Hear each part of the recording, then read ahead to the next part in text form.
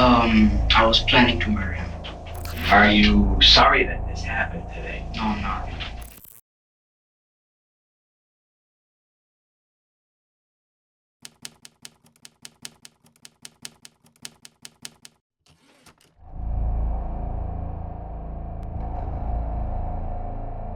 Please subscribe to our channel and turn on bell icon to watch more real true crimes around the world. On February 3rd, 2004, it was a typical Tuesday at Southwood Middle School in Miami, Florida. Students gathered outside the school to hang out with friends, chat, and wait for the school doors to open at 8:50 a.m. No one really noticed when two specific students didn't show up at their usual spot near the teacher's parking lot. When the school doors opened that morning, students rushed in before classes began. One student decided to stop by the boys' bathroom on the school's second floor. Little did he know, this decision would lead to a very distressing experience. As he walked in, another student he didn't know calmly passed him and left the restroom. He noticed a lone black backpack near the bathroom entrance and small spots of blood on the floor. He looked under the stalls to see if anyone was there. There was indeed someone else in the bathroom, but something was very wrong. A big puddle of blood was spreading on the floor inside one of the stalls, and it looked like a pair of feet were dangling from the toilet. He quickly left the bathroom to tell a nearby security guard that there seemed to be someone bleeding in the boys' bathroom. The guard simply dismissed him and told him to go to class. He then went and told a friend what he had seen. Together, the two boys went back into the bathroom. The smell of fresh blood was starting to fill the small restroom. They carefully moved towards the stall, knowing they had to look inside. They braced themselves for the worst and slowly opened the stall door. The sight that met their eyes was nothing short of a nightmare. A boy, later identified as 14-year-old Jamie Goff, was found covered in blood and not responding. He was lying face down, his chest and torso across the toilet seat, with his head and legs hanging over the sides. Blood was flowing from his face into a large puddle on the floor beneath his head. In that puddle was a single pair of black glasses. One of the boys called out to the victim twice. When they got no response, their shock turned into fear.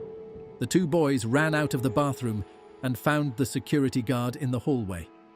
This time, seeing the students' obvious distress, the guard quickly went into the boys' bathroom. After seeing the horrific scene, he immediately called the Miami-Dade Police Department. The guard then left the bathroom to get the assistant principal. When he came back, he found that in the short time he'd been away from the bathroom, someone had come in and moved the victim's body from the toilet. The body was now lying face up on the floor of the stall. School staff could clearly see that one side of his neck was torn apart. The school was immediately put on lockdown. A few hours later, investigators went into the classroom of an 8th grade student named Michael Hernandez. He had been identified by one of the two witnesses as the boy they had seen leaving the bathroom that morning. Michael's teacher was the first to approach the detectives with some interesting information. She said that she had brought her students into the classroom at 8:55 a.m. And since then, Michael had asked to go to the bathroom 3 times. The teacher noticed that Michael had blood on his shirt, which he said was from a nosebleed. Michael Hernandez was born on February 2nd, 1990. He was the younger of 2 children. His mother often spoke of him as a bright, chatty, and curious kid. Michael was known to be a cheerful child, always seen with a smile in pictures. Teachers saw him as a typical teenager, very intelligent, a nice, quiet kid with a great sense of humor. They mentioned that he was very charming and could mingle with just about anyone. Despite being a good student, Michael would sometimes get into minor trouble in class, like chatting in class or wandering around the classroom when he wasn't supposed to. But that was pretty much it. Overall, he was a good kid and rarely caused any serious trouble.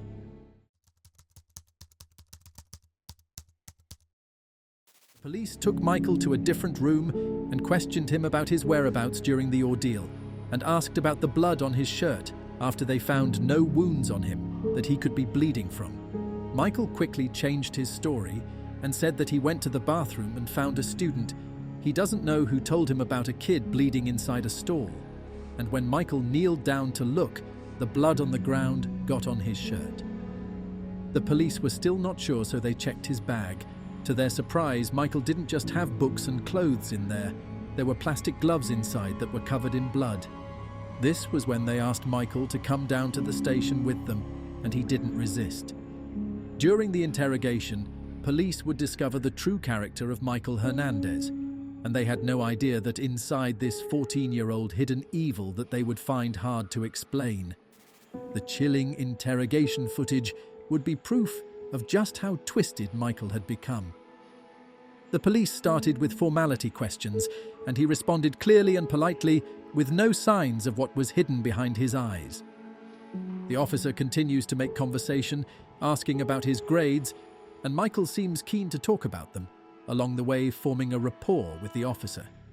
But that soon disappeared when the detective mentioned the name Jamie Guff.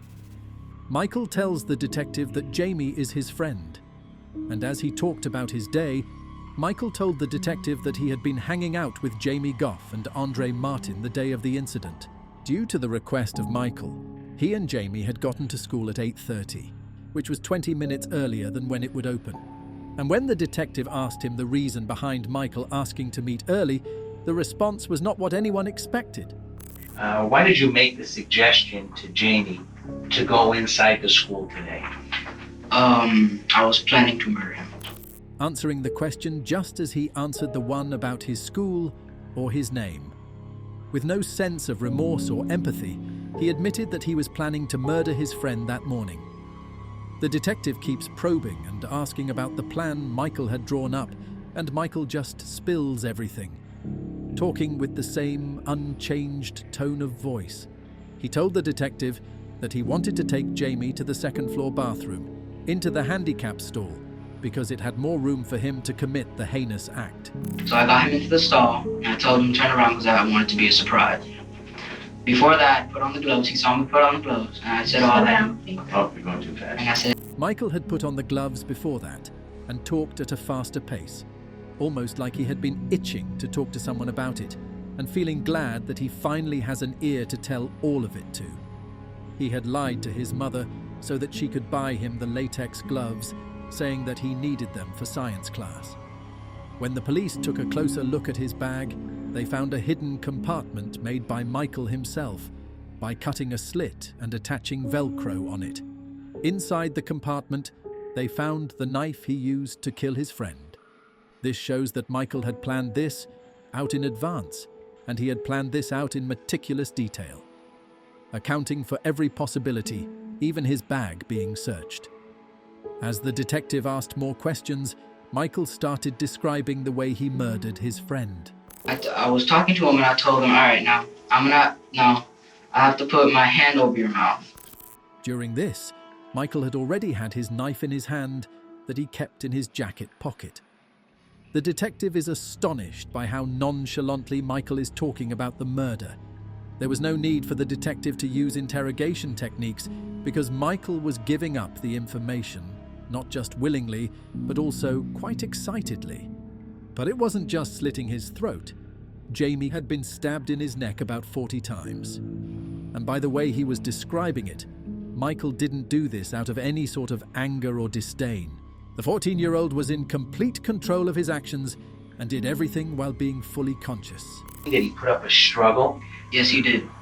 He turned around after I did that. He asked me not to kill him. So I told him, okay, I'm not going to if you cooperate. Okay. Which was a lie. And then I turned him around again and proceeded to stab him. Michael was placed in a juvenile detention center overnight because he was not allowed to go home.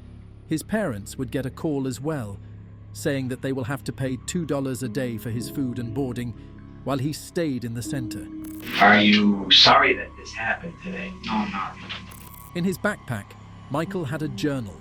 Inside it, he had written his manifesto saying that he needed to cleanse the planet by killing people. There were also accounts of other serial killers, and also a list of names of people he wanted to kill, including his sister.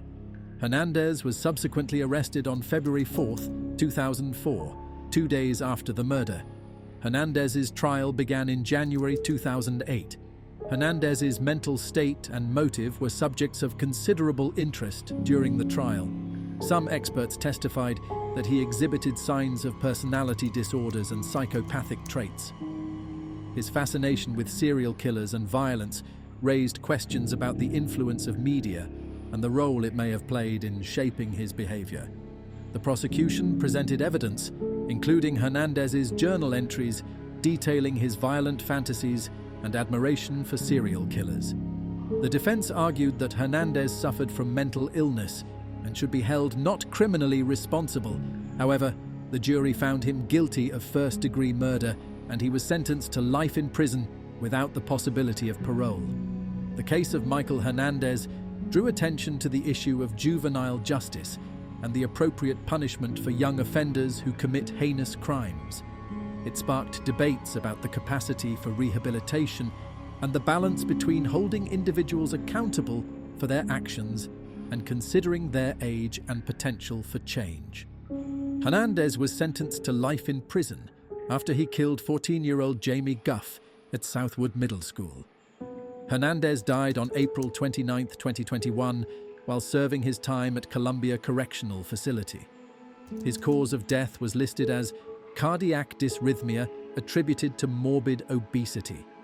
He was 31 years old. Thank you for watching this video. Like and subscribe for more videos. See you in the next one.